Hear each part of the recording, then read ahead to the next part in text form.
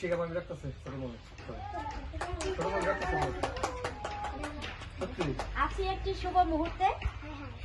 আমার হাতে হচ্ছে একটি সুন্দর বই আছে, সবুজ ঘাসের কফিন বইটার নাম। এটা হচ্ছে আমাদের হাদিম মাহমুদ হিরণের লেখা, মাটির মা প্রকাশনী থেকে, যার মোড়ক উন্মোচন আমরা মায়ের ঘরে করলাম। আমরা সবাই একটি করে বই হাতে নিই, একটু বই। জি, এই মুহূর্তে বইয়ের মোড়ক উন্মোচন সব নিয়ে আমাদের আহমিনারীতি এবং মেয়ে যারা আছে তারা সবাই একটু ফুল দিয়ে একটু বইকে বরণ করবো নাকি তুমি যাও? আচ্ছা, দুজন।